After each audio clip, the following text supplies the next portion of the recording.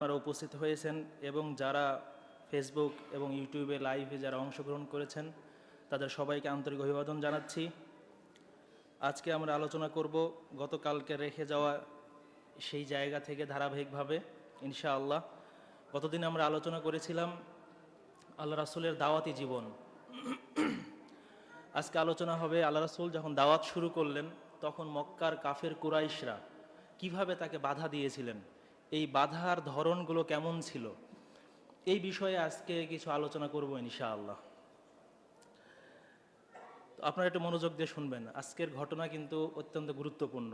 অর্থাৎ হক পথে বাধা দিতে গেলে, হক পথের দাওয়াত দিতে গেলে বাধা কিভাবে আসে, আল্লাহ রাসূলের নিজের জীবনে কিভাবে তিনি বাধার সম্মুখীন হয়েছিলেন, এগুলো আমাদের জানা থাকা খুব জরুরি, তাই না?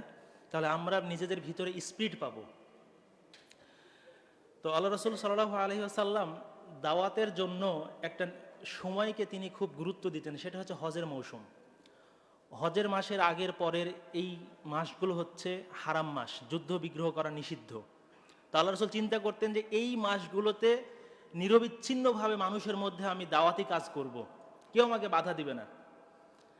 তো এই চিন্তা যেরকম আল্লাহ রাসূলের মাথায়, ঠিক তেমনই মক্কার কাফের কুরাইশদের মাথাতেও কিন্তু এই চিন্তা যে মুহাম্মদ এই সময়টাকে বেছে নেবে দাওয়াতের জন্য। তাহলে এইখানে আমাদের কিছু একটা করতে হবে, তার দাওয়াতটা কিভাবে বাধার সম্মুখীন করা যায় সেইটা আমাদের করা লাগবে। তো তারা বৈঠক করলো যে সামনে হজের মৌসুম আসছে, তাহলে কি করা যায়। বৈঠকে ওয়ালিদ বিন মুগিরা তার গৃহে বৈঠক বসলো। কাফের কুরাইশরা বৈঠকে তারা সিদ্ধান্ত, কেউ প্রস্তাব দিচ্ছে যে আমরা মানুষের মধ্যে ছড়িয়ে দিই সে হচ্ছে মাজনুন, পাগল, অপবাদ এটা রটিয়ে দিই। কেউ বলছে যে না, বলি যে আমরা শায়ের, কবি, মুহাম্মদ হচ্ছে কবি। কেউ বললো না, কাহিন, গণক। এইভাবে আমরা মানুষের মধ্যে তার সম্পর্কে মিথ্যা কথা রটিয়ে দিব। তো ওয়ালিদ বিন মুগিরা বলছে যে আসলে আল্লাহর কসম করে বলছি, মুহাম্মাদের কাছে যদি কোনো মানুষ বসে তার কথা শুনে কিছুক্ষণ, তো তোমাদের এই কথাগুলো কিছুক্ষণ পরে মিথ্যা প্রমাণিত হয়ে যাবে। তিনি এত সুন্দর করে কথা বলতে পারেন মুহাম্মদ, মানুষ এমনি বুঝে যাবে যে তোমরা মিথ্যাচার করতেছো। তো সবচেয়ে নিরাপদ হচ্ছে আমরা বলি যে সাহের, জাদুকর। কারণ তার কাছে যেই বসে, তার কথা যেই শুনে, তার মনের মধ্যে জাদুর মতো প্রভাব বিস্তার হয়। তা আমরা বলি যে সে হচ্ছে জাদুকর। এইটা একটা ভালো কাজ দিবে এই কথা যদি আমরা ছড়াইয়ে দিই। তো এইভাবে তারা চিন্তা করলো, তাহলে হজের মৌসুমে আমরা লোক সেট করি বিভিন্ন এলাকায়, যে জায়গাগুলোতে মানুষের এসে জমায়েত হবে সেই জায়গাগুলো তারা লোক সেট করে দিল এইভাবে। তাহলে রাসূল যখন দাওয়াতি কাজ শুরু করতেন হজের মৌসুমে সেই কাফেলাগুলোতে গিয়ে, তখন তারা পিছন থেকে অনেকজন একসাথে এসে বলতো, আরে ও হচ্ছে সাহেব, জাদুকর, জাদুকর, তার কথা শোনো না, এ পাগল, এরকম। আর আবুল আহাব তো আছেই, সে সব সময় তাকে ফলো করতো।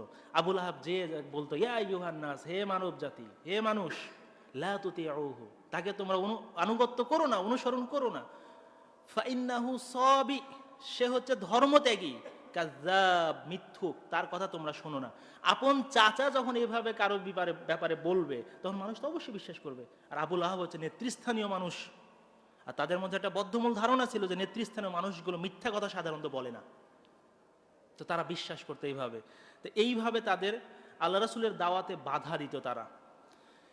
এরপরেও আল্লাহ রাসূলকে থামাতে পারে নাই।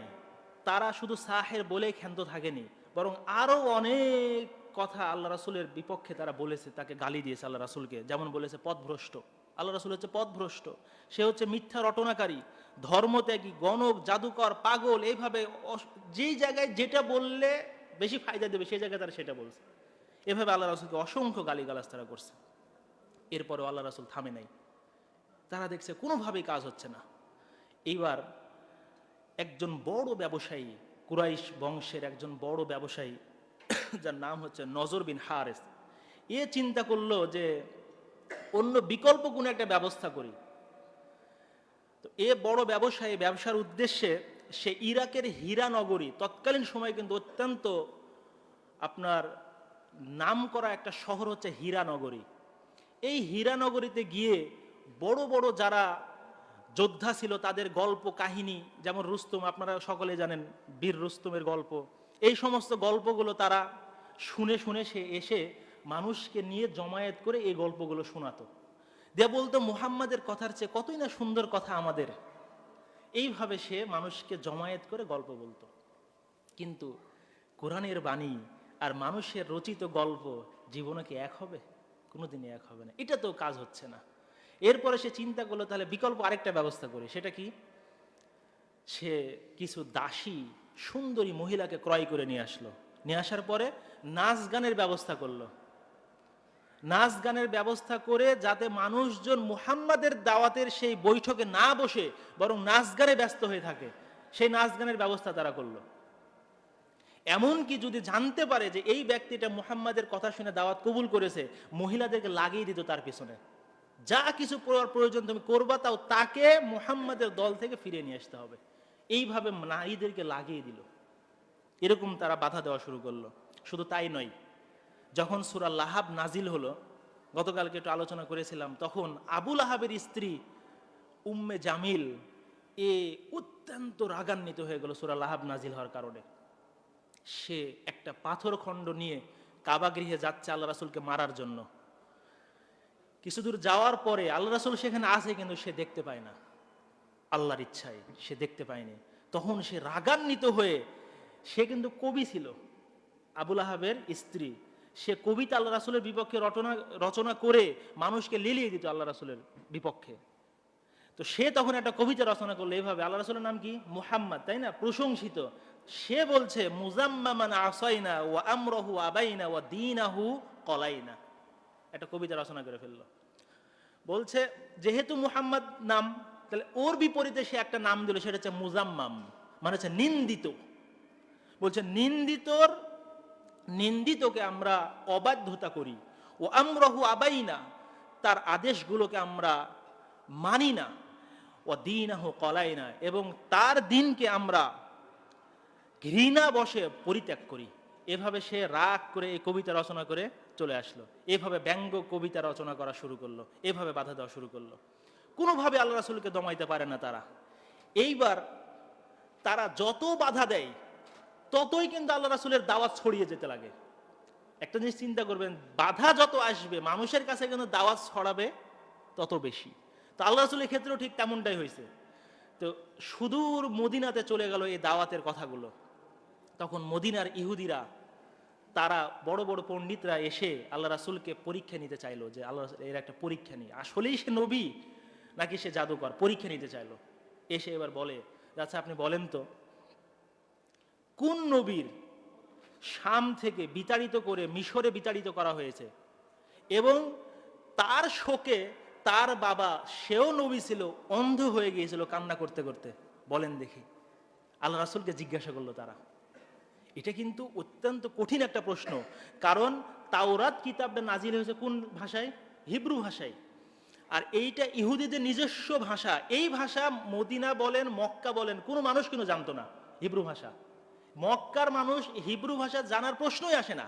সেখানে রাসূল তো হচ্ছে উম্মি, এ তো লেখাপড়াই জানে না। তো তারা চিন্তা করলো যে তাওরাত পড়লে তারা এটা জানতে পারবে, তো নবী তো তাওরাত পড়তে জানে না, তাহলে এই প্রশ্ন করি, যদি সে প্রকৃত নবী হয়ে থাকে তাহলে বলতে পারবে উত্তর। কঠিন প্রশ্ন। সুবহানাল্লাহ। আল্লাহ সুবহানাহু ওয়া তাআলা এই প্রশ্নের উত্তর দেওয়ার জন্য পুরা একটা সূরা নাজিল করলেন, সূরা ইউসুফ নামে। সুবহানাল্লাহ। পুরো একটা সূরা নাজিল করে দিলেন, সূরা ইউসুফ। তো তোমার কি দরকার? সব ঘটনা আমি ইউসুফের মধ্যে দিয়ে দিলাম, সূরা ইউসুফের মধ্যে। তারা তো হতবাক, জানে যে এটা সত্য নবী, কিন্তু কোন ধারা থেকে আসেনি?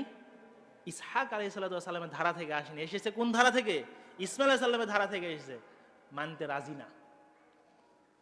এরপরেও মক্কার কুরাইশরা থেমে নাই।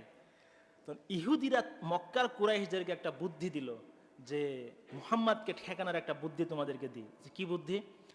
তো বলছে যে জাদু দুনিয়াতে কার্যকরী হয়, কিন্তু আকাশে জাদু কার্যকরী হয় না। তো মুহাম্মাদকে তোমরা যে বলো যে চাঁদ যাতে দ্বিখণ্ডিত করে, সে জাদুকর নাকি নবী এবার প্রমাণ হয়ে যাবে। যদি সে জাদুকর হয় তাহলে তো পারবে না, আর নবী হলে সে পারবে। এরা তো খুব খুশি হয়ে গেছে মক্কার কাফের কুরাইশরা, এই যে ঠেকানোর একটা বুদ্ধি পেয়ে গেছে। এইবার তারা সদল বলে সবাই খুশি যে এইবার মুহাম্মাদকে ঠেকাইয়ে দেব, চাঁদ তো আর দ্বিখণ্ডিত করতে পারবে না সে। সদল বলে চলে আসছে। একদিন যেদিন চাঁদ একবারে সুন্দর হয়ে ফুটেছে আকাশে, সেই দিন তারা চলে আসছে। আসার পরে এইবার প্রস্তাব করছে। আল্লাহ রাসূল তখন ছিল মিনায় তিনি অবস্থান করছিলেন। তখন আল্লাহ রাসূলকে বলছে যে আপনি চাঁদ দ্বিখণ্ডিত করে দেখান আমাদেরকে। আপনি না নবী দাবি করছেন, চাঁদ দ্বিখণ্ডিত করে দেখান।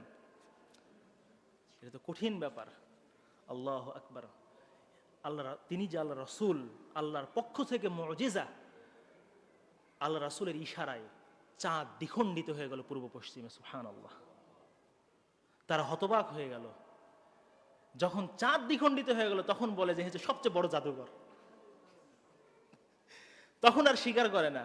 অথচ তার আগে বললো কি জাদু কাজ করে দুনিয়ায়, আকাশে জাদু কাজ করে না। কিন্তু যখন দেখলো ঠিকই চাঁদ দ্বিখণ্ডিত হয়ে গেছে তখন বলছে যে বড় জাদুকর। আল্লাহু মুস্তাআন। তারা যখন চলে আসছে, অন্য নেতা কর্মীরা যখন শুনছে তখন বলছে তোমাদের উপরে মুহাম্মদ জাদু করছে, এজন্য তোমরা চাঁদকে দুই খণ্ড ভাবে দেখছো। যারা বাহিরে থেকে আসছে তাদেরকে জিজ্ঞাসা করো আসলেই সেদিন চাঁদ দ্বিখণ্ডিত হয়েছে কিনা। তো যারা মুসাফির আসছে তাদেরকে জিজ্ঞাসা করছে, তো বলছে হ্যাঁ আমরা দেখছি সেদিন চাঁদ দ্বিখণ্ডিত হয়েছে। যখন এর প্রকাশ হয়ে গেল তখন তো আবার চুপ। তাও তারা ইসলাম মানেনি। আল্লাহু আকবার। এরকম ছিল তাদের বাধা। আল্লাহ রাসূলকে এইভাবে বাধা দিতেন। এইভাবেও যখন কোনোভাবে কাজ হচ্ছে না, এইবার তারা চিন্তা করলো যে আপোষ করা যায় কিনা মুহাম্মাদের সাথে। দেখি তো একটু আপোষের কিছু প্রস্তাব দিয়ে দেখি আপোষ করা যায় কিনা। আপোষমুখী প্রস্তাবের জন্য আসওয়াদ বিন আব্দুল মুত্তালিব, ওয়ালিদ বিন মুগীরা, উমাইয়া বিন খালাফ, আস বিন ওয়াইল, এই সমস্ত বড় বড় মক্কার যে নেতাগুলো, তারা আল্লাহ রাসূলের কাছে এসে বলছে যে ইয়া মুহাম্মদ হালুম্মা ফালনা'বুদ মা তা'বুদ, এসো আমরা তোমার এই রবের ইবাদত করি আর তুমিও আমাদের এই কি বলে ওটা মূর্তির পূজা করো, আসো আমরা শেয়ার করে ইবাদত করি।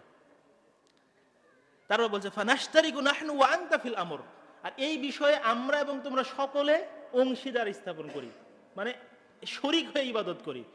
তুমি আমাদের ইবাদত করবা মূর্তির, আমরাও তোমার আল্লাহর ইবাদত করব।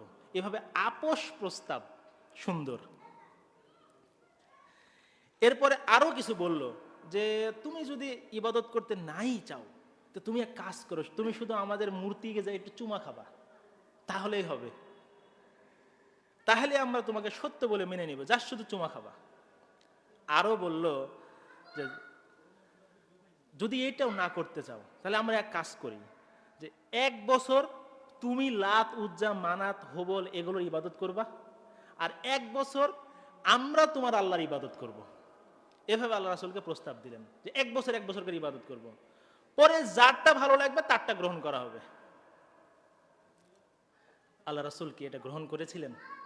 সূরা কাফিরুন নাজিল হয়ে গেল, লাকুম দীনুকুম ওয়ালিয়া দিন, তোমাদের ধর্ম তোমাদের, আমাদের ধর্ম আমাদের। তাদের সাথে একদম সম্পর্ক বিচ্ছিন্ন। এগুলো থেকে কিন্তু আপনাদের শিক্ষা আছে। আজকের পৃথিবী কিভাবে চলছে, আমাদের বাংলাদেশ কিভাবে চলছে। অনেক আপোষ প্রস্তাব আসবে, কিন্তু তাই বলে কি আপনি মেনে নেবেন মাথা পেতে? ইসলাম প্রতিষ্ঠা কি এমনি হয়ে যাবে? যতই আপোষ আসুক না কেন মানা যাবে না। আপনি একাই হক পথের উপর থাকেন না কেন, প্রত্যেকটা মানুষকে হক পথের উপর নিয়ে আসতেই হবে, এই চিন্তা কোনো আপনার মাথার মধ্যে। আপনার কাজ শুধু দাওয়াত দেওয়া। হেদায়েতের মালিক কে? আল্লাহ। আপনি একা হকের উপর থাকেন, কেউ আপনার পথে না আসুক, তারপরও আপোষ করা যাবে না। যারা শিরক এবং কুফরের সাথে আছে তাদের সাথে আপোষ করা যাবে না। আল্লাহ রাসূল কেউ যদি মনে করত যে 1 বছর ওর ইবাদত 1 বছর ওর ইবাদত, তার মানে তো সহজ হয়ে গেল যে 1 বছর আল্লাহ রাসূল তাদের ইবাদত করবে, বিপরীত বছরে তারা আল্লাহ রাসূলের ইবাদত করবে, তখন তো আল্লাহ রাসূলের দাওয়াতের কাজ আরো বেড়ে যাবে, সহজেই দাওয়াত দিতে পারবে সবাইকে। এটা তো আরো সহজ ছিল আল্লাহ রাসূলের জন্য দাওয়াতের কাজে, কিন্তু আল্লাহ রাসূলকে মেনেছে? মানে নাই। তার মানে শিরিক এবং কুফরির সাথে আপোষ করে আপনি কোনোদিন ইসলাম প্রতিষ্ঠা করতে পারবেন না, অসম্ভব। আমি সংক্ষেপে শুধু বলে দিলাম। এরপরে আপনাদের সামনে যেটা বলবো সেটা হচ্ছে এই আপোষ প্রস্তাব দিয়েও যখন কাজ হলো না, এইবার তারা প্রস্তাব দিল লোভনীয় প্রস্তাব। আপোষ প্রস্তাব দিয়ে যখন কাজ হচ্ছে না, এবার তার লোভনীয় কিছু কিছু প্রস্তাব দিই। এইবার উতবা বিন রাবিয়া একে পাঠালো আল্লাহ রাসূলের কাছে, তুমি আল্লাহ রাসূলের কাছে যাও, নবীর কাছে যাও, যে কিছু প্রস্তাব দাও। তখন ও যা বলছে যে ভাতিজা, তোমার এই নতুন দিন প্রচারের উদ্দেশ্য যদি সম্পদ অর্জন হয়, তোমার যদি সম্পদ অর্জন উদ্দেশ্য হয় তাহলে বলো আমাদেরকে, আমরা তোমাকে সেরা ধনী বানিয়ে দেব পুরো মক্কা অঞ্চলের মধ্যে। তোমার যদি উদ্দেশ্য হয় নেতৃত্ব লাভ, তাহলে আমরা তোমাকে পুরো মক্কার নেতা বানিয়ে দিব। মুহাম্মদ, তোমার যদি উদ্দেশ্য হয় বাদশাহ হওয়ার, তা আমরা এই পুরো আরবের বাদশাহ বানিয়ে দিব। আর যদি তোমার প্রয়োজন হয় জিনের চিকিৎসা করার তোমার মাথার, তাহলে আমরাই বড় কবিরাজ ডেকে নিয়ে এসে তোমার চিকিৎসা করাবো, যত খরচ লাগে আমরাই দিব। এরপরে বলল আরেকটা, যে তোমার যদি প্রয়োজন মনে করো যে কোন নারীকে আমার দরকার, সবচেয়ে সুন্দরী নারীকে তোমার সাথে বিবাহ দিয়ে দেবো আমরা। এবার কি প্রস্তাব দিলে এগুলো? সব হচ্ছে লোভনীয় প্রস্তাব। আপনি কি করবেন? আপনাকে এরকম প্রস্তাব দিলে, আরে দিনের দাওয়াত পরে থাক, আগে এগুলো তো ইয়ে করে নি, দুনিয়াটা আগে এনজয় করে নি, তাই না? এ হচ্ছে আমাদের অবস্থা। কিন্তু আল্লাহ রাসূল এগুলো একটা প্রস্তাবও তিনি গ্রহণ করলেন না, বরং উল্টা উতবা বিন রাবিআ সে যখন এই প্রস্তাবগুলো দিয়েছে, আল্লাহ রাসূল কোনো উত্তর না দিয়ে জাস্ট সূরা হামিম সাজদা তেলাওয়াত করা শুরু করে দিলেন। সূরা হামিম সাজদা তেলাওয়াত করে দিলেন। আল্লাহ রাসূল তেলাওয়াত করছে আর উতবা বিন রাবিআ সে শুনছে। শুনতে শুনতে শুনতে শুনতে এক টাইমে সে মন্ত্রমুগ্ধের মতো সে শুনছে তেলাওয়াত। যখন সূরার 13 নম্বর আয়াত যখন আল্লাহ রাসূল পাঠ করছে, তখন এই উতবা বিন রাবিআ বলছে যে আনশুদুকাল্লাহু ওয়ার রাহিম, আল্লাহর দোহাই তুমি তোমার বংশধরদের উপরে দয়া করো, তুমি আর আগায়ও না। এই বলে সে যখন চলে গেল, কুরাইশ নেতারা তো অনেক আগ্রহে বসে আছে যে মুহাম্মদ এত বড় বড় প্রস্তাব কি ফিরাইতে পারে। এবার উতবা বিন রাবিআ যখন ফিরে আসছে, তখন কাফের কুরাইশরা জিজ্ঞাসা করছে কি খবর। তখন উতবা বিন রাবিআ বলছে, আল্লাহর কসম করে বলছি, আমি যে বাণী শুনলাম এই বাণী আমি জিন্দেগিতেও শুনি নাই। আল্লাহু আকবার। এটা কোনো মানুষের কথা হতে পারে না। আল্লাহু আকবার। তোমরা মুহাম্মাদের বিরোধিতা করো না, ও কোনো মিথ্যা কথা বলছে না। কুরাইশরা তো অবাক যে পাঠাইলাম কিসের জন্য, আর হলো কি, হয়ে গেল তো উল্টা। এই হচ্ছে অবস্থা। আল্লাহু আকবার। এইভাবে তারা অসংখ্য বাধা দিয়েছে, কিন্তু কোনোভাবেই যখন কাজ হয় নাই, তখন তারা এইবার অত্যাচার করতে হবে আল্লাহ রাসূলের উপর, শাস্তি দিতে হবে আল্লাহ রাসূলকে, এই পথ তারা অবলম্বন করলো। অর্থাৎ প্রথমে তারা মানুষের মধ্যে আল্লাহ রাসূলের বিপক্ষে নিন্দা করেছে, কাজ হয় নাই। আস্তে আস্তে তারা ধাপে ধাপে আগাইছে। তারা আপোষ প্রস্তাব দিয়েছে, কাজ হয় নাই। লোভনীয় প্রস্তাব দিয়েছে, তারপরেও কাজ হয় নাই। আর তো উপায় নেই, এখন কি করবে তারা? আল্লাহ রাসূলের অত্যাচার শুরু। একদিন আল্লাহ রাসূল সাল্লাল্লাহু আলাইহি ওয়াসাল্লাম তিনি কাবা গৃহে সালাত আদায়রত অবস্থায় আছেন।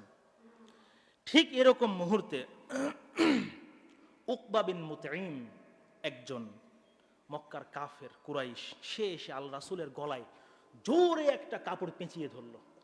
জোরে কাপড় দিয়ে পেঁচিয়ে আল্লাহ রাসূল হেসকার টান দিছে, এমন ভাবে টেনে ধরেছে আল্লাহ রাসূলের নিঃশ্বাস বন্ধ হয়ে যাওয়া অবস্থা। নিঃশ্বাস বন্ধ হয়ে তিনি মারা যাবেন, এরকম একটা অবস্থা। এই অবস্থা দেখে আবু বকর রাদিয়াল্লাহু তাআলা আনহু তিনি দূর থেকে এই অবস্থা দেখতে পাচ্ছেন। তিনি দৌড়ে চলে আসলেন। আসার পরে তিনি তাকে সরিয়ে দিয়ে বললেন, আতাকতুলুনা রাজুলান ইয়াকুলু রাব্বি আল্লাহ, তোমরা এমন একটা ব্যক্তিকে হত্যা করছো যে বলে যে আমার রব হচ্ছে আল্লাহ। ওয়াকাদ জাআকুম বিল বাইয়িনাতি মির রাব্বিকুম, যিনি তোমাদের রবের পক্ষ থেকে সুস্পষ্ট দলিলাদি নিয়ে তিনি এসেছেন, তাকে তোমরা হত্যা করছো। এই কথা বলে তাকে যখন আল্লাহ রাসূলের কাছ থেকে সরিয়ে দিলেন, তখন আরো যে কুরাইশ নেতাগুলো ছিল সবাই মিলে আল্লাহ রাসূলের বাদ দিয়ে আবু বকর রাদিয়াল্লাহু আনহু তাকে পিটানো শুরু করে দিলেন, গণধুলাই দেওয়া শুরু করলেন, যেটা বাংলা ভাষায়, তাকে গণধুলাই দেওয়া শুরু করলেন আবু বকর রাদিয়াল্লাহু আনহুকে। অনেক দিন পরে হযরত আলী রাদিয়াল্লাহু আনহু তিনি সাহাবীদের, তার সঙ্গীদেরকে বলছেন যে তোমরা বলতে পারো সবচেয়ে বড় বীর কে? সবাই বলছে আপনি, আপনি যে সবচেয়ে বড় বীর, আলী রাদিয়াল্লাহু তাআলা আপনি সবচেয়ে বড় বীর। বলছে না, সবচেয়ে বড় বীর হচ্ছে সেই ব্যক্তি যিনি ওই যে প্রাথমিক অবস্থায় যেই দিন আল্লাহ রাসূলের গলায় রশি পেঁচিয়ে দিয়ে আল্লাহ রাসূলকে মৃত্যুর মুখে একদম ধাবিত করে ফেলেছিল, সেই দিন আল্লাহ রাসূলকে বাধা দেওয়ার মতো কেউ ছিল না। সেই দিন আবু বকর রাদিয়াল্লাহু তাআলা আনহু কোনো পরোয়া করেননি, তিনি দ্রুত গিয়ে আল্লাহ রাসূলকে উদ্ধার করেছিলেন, যার জন্য তাকে অসংখ্য মায়ের খেতে হয়েছে। আবু বকর রাদিয়াল্লাহু তাআলা হচ্ছে সবচেয়ে বড় বীর। সুবহানাল্লাহ। এরকম কষ্টের মুহূর্তে যিনি সাহায্য করেন তিনি হচ্ছে সবচেয়ে বড় বীর। আরো সাহাবী ছিল, কিন্তু তারা ভয়ে সাহস পায় নাই। আল্লাহ রাসূলকে যে উদ্ধার করবে সেই জন্য। কিন্তু আবু বকর থেমে থাকেন নাই, তিনি মার যে খাবেন এটা জানতেন, কিন্তু তিনি পরোয়া করেন না, আল্লাহ রাসূলকে উদ্ধার করেছেন। শুধু কি তাই, একদিন আল্লাহ রাসূল সাল্লাল্লাহু আলাইহি ওয়াসাল্লাম কাবা চত্বরে সালাত আদায় করছেন, আবু জাহেল এরা বলছে যে কে আসো, এ আল্লাহ রাসূলের মুহাম্মাদের কাঁধের উপরে ভুঁড়ি চাপিয়ে দিতে পারবে, কে আসো? এই উকবা বিন মুতাইম, এই শয়তান, এ বলছে আমি পারবো। উটের ভুঁড়ি নিয়ে গিয়ে আল্লাহ রাসূল যখন সিজদায় গেছে, আল্লাহ রাসূলের কাঁধের উপরে উটের ভুঁড়ি চাপিয়ে দিয়েছে। আপনি বলেন তো একটা উটের ভুঁড়ির ওজন কত হতে পারে? ধরে নেন একটা গরুর যে ভুঁড়ি, এটার ওজন কত হতে পারে? আল্লাহ রাসূলের পিঠের উপরে, এই কাঁধের উপরে চাপিয়ে দিয়েছে ভুঁড়ি। আল্লাহ রাসূলের নিঃশ্বাস বন্ধ হয়ে যাচ্ছে, তিনি মারা যাচ্ছেন, এরকম একটা অবস্থা। একজন ফাতেমা রাদিয়াল্লাহু আনহাকে বললেন যে তোমার বাবার কাঁধের উপরে ভুঁড়ি চাপিয়ে দিয়েছে, তুমি তাড়াতাড়ি গিয়ে তোমার বাবাকে উদ্ধার করো। তখন ফাতেমা রাদিয়াল্লাহু আনহা তিনি দ্রুত এসে ভুঁড়িটা সরিয়ে দিলেন, তারপরে আল্লাহ রাসূল নিঃশ্বাস ফেলতে পারে। আল্লাহ রাসূল অত্যন্ত কষ্ট পেয়েছিলেন এই ঘটনায়। তখন তিনি উঠে এইভাবে তিনি বললেন তিনবার, আল্লাহুম্মা আলাইকা বিকুরাইশ, আল্লাহুম্মা আলাইকা বিকুরাইশ, আল্লাহুম্মা আলাইকা বিকুরাইশ। আল্লাহ তুমি কুরাইশকে ধরিও, আল্লাহ তুমি কুরাইশকে ধরিও, আল্লাহ তুমি কুরাইশকে ধরিও। এইভাবে তিনবার বললেন। এরপরে ওইখানে যে বড় বড় 7 জন নেতা ছিল, যারা দেখে অট্ট হাসিতে ফেটে পড়ছিল, আল্লাহ রাসূল যখন নিঃশ্বাস নিতে যখন পারছিলেন না, ওই 7 জন ব্যক্তির প্রত্যেকের আলাদা আলাদা করে নাম নিয়ে আল্লাহ রাসূল এইভাবে বলেন, আল্লাহুম্মা আলাইকা, আল্লাহুম্মা আলাইকা বিআমর ইবনে হিশাম, আল্লাহুম্মা আলাইকা উতবা বিন রাবিয়া, আল্লাহুম্মা আলাইকা, আল্লাহুম্মা আলাইকা শাইবা বিন রাবিয়া। এইভাবে প্রত্যেকের নাম ধরে ধরে 7 জনের নাম একসাথে তিনি এইভাবে বললেন, তাদের জন্য বদদোয়া করলেন। রাবি বলছে, আব্দুল্লাহ ইবনে মাসউদ রাদিয়াল্লাহু তাআলা আনহু বলছে যে আল্লাহ রাসূল সেদিন দোয়া করেছিলেন তাদের জন্য বদদোয়ার, এই দোয়াটা 10 বছর পরে বদরের যুদ্ধে গিয়ে কবুল হয়। সুবহানাল্লাহ। দেখা গেল যে ওই 7 জন নেতা বদরের যুদ্ধে প্রত্যেকটা একটা কুয়ার মধ্যে লাশ হয়ে সব পড়ে আছে, তাদের লাশ ঢোকানোর মতো মানুষ পর্যন্ত নেই, সবগুলো ছিন্ন ভিন্ন হয়ে পড়ে আছে কুয়ার মধ্যে বদরের যুদ্ধে। এখান থেকে আরো একটা শিক্ষা, যে আপনি দোয়া করলেই যে আল্লাহ কবুল করে নেবে এমনটা না, ধৈর্য সহকারে আল্লাহর কাছে দোয়া করতে হবে। নবীর দোয়া কবুল হয়েছে কত বছর পরে? 10 বছর পরে। আর আপনি আমি তো ইবাদতই ঠিক মতো করি না, আপনি চাইলে আল্লাহ দোয়া কবুল করবে? কিন্তু আশাহত হওয়া যাবে না, দোয়া কবুল হবে ইনশাআল্লাহ আল্লাহর কাছে আপনি চান, কিন্তু ধৈর্য সহকারে চাইতে হবে। আল্লাহ জানে কোন সময় আপনার জন্য উপযুক্ত এই দোয়া, এই জিনিসটা, তখন আল্লাহ আপনাকে দিবে। আর একটু বলে শেষ করে দেবো ইনশাআল্লাহ, আপনারা অনেক কষ্ট করছেন। একদিন আল্লাহ রাসূল সাল্লাল্লাহু আলাইহি সাল্লাম কাবা চত্বরে আছেন, আবু তালেব, আবু লাহাব, তার সন্তান উতবা, যার কথা বলেছিলাম আল্লাহ রাসূলের জামাই ছিল সে, কিন্তু সূরা লাহাব নাজিল হওয়ার কারণে তার বাপ আবু লাহাব সে জোর করে তার তালাক দেওয়ায়, সে একদিন আল্লাহ রাসূলের কাছে এসে বলছে যে সূরা নাজমের 1 নম্বর এবং 8 নম্বর আয়াত আমি অস্বীকার করি। এই কথা বলে আল্লাহ রাসূলের জামা ধরে টান দিয়ে আল্লাহ রাসূলের জামা ছিঁড়ে ফেলে আল্লাহ রাসূলের মুখে থুতু নিক্ষেপ করছে। অথচ এই শয়তানি আগে কি ছিল? আল্লাহ রাসূলের জামাতা, জামাই, আল্লাহ রাসূল হচ্ছে তার শ্বশুর, অথচ তাকে এইভাবে যে আল্লাহ রাসূলকে কষ্ট দিছে সে, তখন আল্লাহ রাসূল অত্যন্ত কষ্ট পাইলেন। শুধু আল্লাহ রাসূল একটা কথা শুধু বললেন, আল্লাহুম্মা সাল্লিত আলাইহি কালবাম মিন কিলাবিক, আল্লাহ তুমি তোমার যত কুকুর রয়েছে এই কুকুরদের মধ্যে যে কোনো একটা কুকুরকে তার উপরে তুমি বিজয় দান করিও। আল্লাহ রাসূল একটা কথা শুধু বলছেন। অনেক দিন পরে কবি হাসান বিন সাবিত রাদিয়াল্লাহু আনহু তিনি কবিতা রচনা করছেন এইভাবে, যে কিছুদিন পরেই এই উতাইবা সিরিয়াতে গেছে ব্যবসার উদ্দেশ্যে। তো সিরিয়াতে ব্যবসার উদ্দেশ্যে যাওয়ার সময় সেখানে সফরে থাকা অবস্থায় জারকা নামক একটা স্থানে রাত্রি যাপন করছে। তো আপনারা জানেন যে তৎকালীন সময় তারা তাঁবু টাঙিয়ে রাত্রি যাপন করত। তো যখন সে তাঁবু টানে রাত্রি যাপন করছে, তখন দেখছে যে একটা নেকড়ে চতুর্দিকে ঘুরঘুর করছে। এইটা দেখার সাথে সাথে এই উতাইবার মনে পড়ে গেছে আল্লাহ রাসূলের সে বদদোয়ার কথা। তখন সে বলছে ভীত সন্ত্রস্ত হয়ে, হাযা ওয়াল্লাহি আকিলি, আরে এইটা আল্লাহর কসম করে বলছে এই তো আমাকে খেয়ে ফেলবে, চলে আসছে। কামা ক্বালা মুহাম্মদ, যেমন ভাবে মুহাম্মদ বলেছিল সেই দিন, কাতিলি ইবনু আবি কাবশাতা ওয়া হুয়া বিমক্কা, আরে আমার হত্যাকারী মুহাম্মদ সে তো মক্কায়, ওয়া আনা বিশাম, আর আমি আছি শামে। মুহাম্মদ সেদিন যে বদদোয়া করেছিল এই তো চলে আসছে, আমাকে মেরে ফেলবে। তো দেখা গেল পরে সেই নেকড়েটা কাফেলার আরো মানুষ থাকা সত্ত্বেও কাউকে না ধরে শুধুমাত্র ওই উতবার কাছে এসে তার ঘাড়টা মটকিয়ে দিল, ওখানে মেরে ফেললেন। আল্লাহ রাসূলের যে বদদুয়া করছে দেখছেন কিভাবে কবুল হয়ে গেল আল্লাহর কাছে। আল্লাহু আকবার। তো এইভাবে এখনো যদি কেউ, যারা নেককার মানুষ, যারা আলেম, তাদেরকে যদি কেউ কষ্ট দেয় এভাবে, তাদের বদদুয়া যদি লেগে যায়, ভাইরা আমার, বাঁচার কোনো উপায় নেই। কখনোই কোনো নেককার মানুষকে আপনি কষ্ট দিবেন না, কোনো আলেমকে আপনি কখনো কষ্ট দিবেন না, আপনার বাবা মা কাউকে আপনি কষ্ট দিবেন না, যারা মুরব্বী আছে কষ্ট দিবেন না। তাদের বদদুয়া যদি লেগে যায় আপনার উপরে, আপনি কোনোদিন ভালো কিছু পাবেন না আপনার জীবনে। একদিন উবাই ইবনে খালাফ, সে নিজে একবার আল্লাহ রাসূলের কাছে আসছে, আসার পরে বলছে, এই তুমি না বলছো যে মানুষ নাকি পচে গলে সবকিছু নষ্ট হয়ে যাওয়ার পরে আবার নাকি পুনরুত্থিত হবে, তুমি নাকি এই কথা বলছো? আল্লাহ রাসূল বলছে, হ্যাঁ অবশ্যই, মহান আল্লাহ বলছে যে আবার সবাইকে পুনরুত্থান ঘটানো হবে।